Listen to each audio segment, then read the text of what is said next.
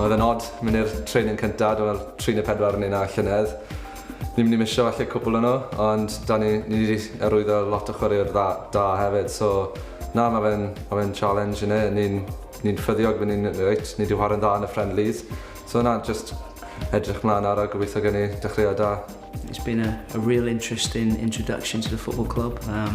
Excited about being here and excited about being in the Welsh Prem. I suppose on and off the field there's been a lot of changes. You know, we've lost about 9 players. Off the field we're redeveloping the ground and our pitch. So it's been a challenging 4 or 5 weeks. Obviously recruiting new players and working closely with the board about the next 6 months and everything else. So yeah, it's been really interesting. Fi'n Aberystwyth Aberystwyth ers blynydde, so mae'n neis bod yn ôl i'r hometown a fod yn rheolwr ni. Mae fe'n gret, mae Wayne Jones hefyd yn gret a fe. Mae nhw'n gweithio off i gilydd yn dda.